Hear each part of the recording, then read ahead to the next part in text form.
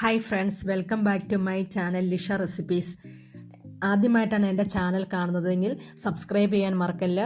തൊട്ടടുത്തുള്ള ബെല്ലൈക്കണിൽ കൂടി പ്രസ് ചെയ്യണം. എങ്കിൽ മാത്രമേ ഞാൻ ഇടുന്ന വീഡിയോസിൻ്റെ നോട്ടിഫിക്കേഷൻ നിങ്ങൾക്ക് ലഭിക്കുകയുള്ളൂ.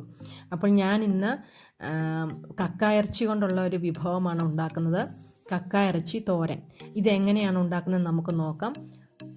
ഇതിനായി നന്നായി വൃത്തിയാക്കി കഴുകിയ കക്ക ഇറച്ചി 1/2 കിലോ ഞാൻ എടുത്തിട്ടുണ്ട്. അതിൻ്റെ അഴുക്കൊക്കെ കിള്ളിക്കളഞ്ഞ്, കക്ക ഇറച്ചി എന്ന് പറയുന്നത് നമ്മളൊരു 6-7 പ്രാവശ്യമെങ്കിലും കഴുകി എടുക്കണം. അത് മസ്റ്റാണ്. കാരണം എന്ന് വെച്ചാൽ അതിനകത്ത് മൺതരി കാണും. എത്ര കഴുകിയാലും നമുക്കത് കിട്ടും. അത് അവസാനം നമ്മളത് നന്നായിട്ട് പിഴിഞ്ഞ് എടുക്കണം. ഇനി ആദ്യമേ നമ്മളിത് വേവിക്കുകയാണ്. മൺചട്ടിയിലോ വേറെ ഏത് പാത്രത്തിൽ വേണമെങ്കിലും നിങ്ങൾക്ക് എടുക്കാം. ഞാനിവിടെ മൺചട്ടിയിലാണ് വേവിക്കുന്നത്. കുറച്ച് മഞ്ഞൾപ്പൊടിയും ആവശ്യത്തിന് ഉപ്പും ഒരു 1/2 ഗ്ലാസ് വെള്ളവും ചേർത്ത് ഞാൻ ഈ കക്ക ഇറച്ചി വേവിച്ചെടുക്കുകയാണ്. ഒരു 15 മിനിറ്റ് മൂടി വെച്ച് ലോ ഫ്ലെയിമിലിട്ട് വേവിച്ചെടുക്കുകയാണ്. കക്ക ഇറച്ചി നമുക്ക് കുക്കറിൽ വേണമെങ്കിലും വേവിക്കാം. അപ്പോൾ ഇതിൻ്റെ പകുതി സമയം മതി, കുറച്ച് സമയമേ അതിനെടുക്കുകയുള്ളൂ. അപ്പോൾ നമ്മുടെ ഇഷ്ടമനുസരിച്ച് ചട്ടിയിലോ കുക്കറിലോ വെച്ചിത് നമുക്ക് വേവിച്ചെടുക്കാം. കുക്കറിലാണെങ്കിൽ ഒരു വിസിൽ വന്നതിന് ശേഷം ഓഫ് ചെയ്യുക. അതിൻ്റെ ഫുൾ പ്രഷർ പോയി കഴിഞ്ഞ് നമുക്ക് ഉപയോഗിക്കാം. അന്നേരത്തേനും കക്ക ഇറച്ചി വെന്തിട്ടുണ്ടാവും. നമുക്ക് മൂടി തുറന്ന് ഇടയ്ക്കൊന്ന് ഇളക്കി കൊടുക്കാം. വെള്ളം പറ്റി പോകുന്നുണ്ടോ നമുക്ക് നോക്കണം. വെള്ളം പറ്റി വരുന്നുണ്ട്, ഏകദേശം കുക്കായി വരുന്നു. കക്ക ഇറച്ചി നന്നായിട്ട് തിള വന്നതിന് ശേഷമേ സിമ്മയിലിട്ട് വേവിക്കാവുള്ളൂ. ഇനി നമുക്ക് ഇതിന് വേണ്ട മറ്റ് ഇൻഗ്രീഡിയൻസുകൾ എന്തൊക്കെയാണെന്ന് നോക്കാം. 5-6 ഉള്ളി എടുക്കണം.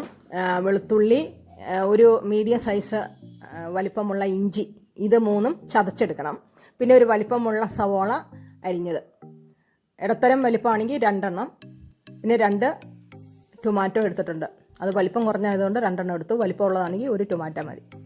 സ്റ്റൗ ഓണാക്കി പാൻ വെച്ച് അത് ചൂടായതിന് ശേഷം കുക്ക് ചെയ്യാൻ ആവശ്യമായി ഓയിൽ ഒഴിച്ച്, ഓയിൽ ചൂടായി വരുമ്പോഴേക്കും ഒരു തണ്ട് കറിവേപ്പില ഇട്ട് കൊടുക്കുക. അത് വാടി വരുമ്പോഴത്തേക്കും നമ്മൾ അരിഞ്ഞു വെച്ചിരിക്കുന്ന സവോള ചേർത്ത് കൊടുക്കുക. നന്നായിട്ട് വഴറ്റണം.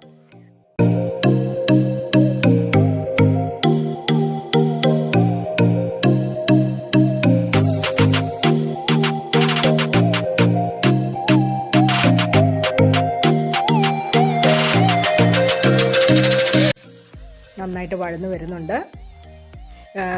വഴന്ന് വരാൻ എളുപ്പത്തിന് നമുക്ക് കുറച്ച് ഉപ്പ് ഇട്ട് കൊടുക്കാം.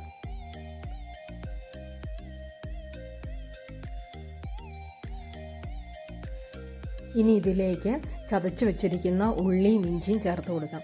അത് നന്നായിട്ട് സോട്ട് ചെയ്തെടുക്കുക.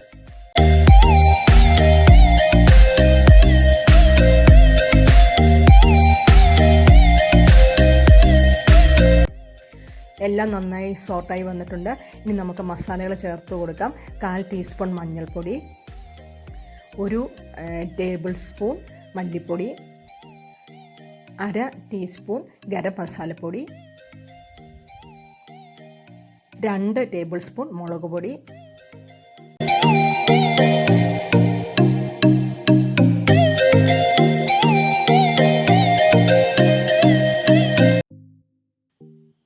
1 ടീസ്പൂൺ കുരുമുളക് പൊടി. ഇത്രയും നമുക്ക് മസാലകൾ ആണ്. അത് ചേർത്ത് കൊടുക്കുക.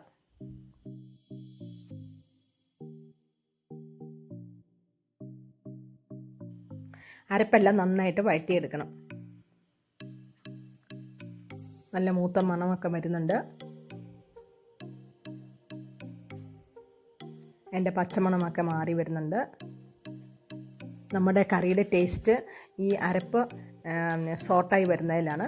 ഇനി നമുക്ക് അരിഞ്ഞു വെച്ചിരിക്കുന്ന ആ ടൊമാറ്റോ ചേർത്ത് കൊടുക്കാം. ടൊമാറ്റോയിലെ വെള്ളമൊക്കെ ഇറങ്ങി നന്നായിട്ട് വഴന്ന് വരണം. അതിൻ്റെ ആ പച്ച ടേസ്റ്റൊക്കെ മാറി നന്നായിട്ട് മൂത്ത് വരണം. ഇനി ഇതിലേക്ക് ഞാൻ ഒരു കപ്പ് തേങ്ങ ചിരകിയത് എടുത്തിട്ടുണ്ടായിരുന്നു.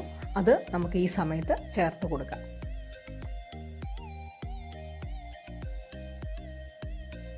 തേങ്ങ ഈ അരപ്പിൻ്റെ കൂടെ നന്നായിട്ട് ചേർത്ത് ഇളക്കി യോജിപ്പിക്കുക. അതിൻ്റെ മസാല റെഡിയായി. ഇനി നമുക്ക് നമ്മൾ വേവിച്ച് വെച്ചിരിക്കുന്ന ആ കക്ക ഇറച്ചി ഇതിലേക്ക് ചേർത്ത് കൊടുക്കുക. അത് ഈ അരപ്പിൻ്റെ കൂടെ നന്നായിട്ട് ഇളക്കി യോജിപ്പിച്ച് വെള്ളമൊക്കെ പറ്റി നല്ലൊരു ഫ്രൈ ആക്കി എടുക്കുക.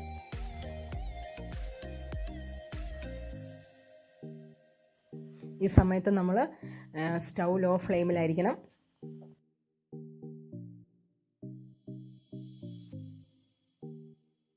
ഓരോരുത്തരുടെ ഇഷ്ടം അനുസരിച്ച് നമുക്കിത് കൂടുതൽ ഡ്രൈ ആയിട്ട് വേണമെങ്കിൽ കുറച്ച് നേരം കൂടെ നമ്മൾ ലോ ഫ്ലെയിമിൽ ഇട്ടത് നന്നായിട്ട് വരട്ടി എടുക്കാം.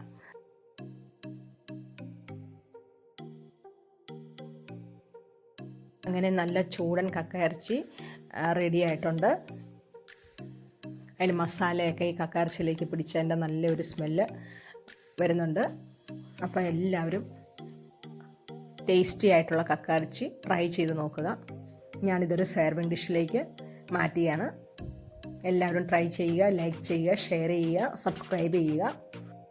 കോവിഡ് കൂടി വരുന്ന ഈ സമയത്ത് എല്ലാവരും വീടുകളിൽ സേഫായിട്ടിരിക്കുക. അത്യാവശ്യത്തിന് മാത്രം പുറത്തിറങ്ങുക.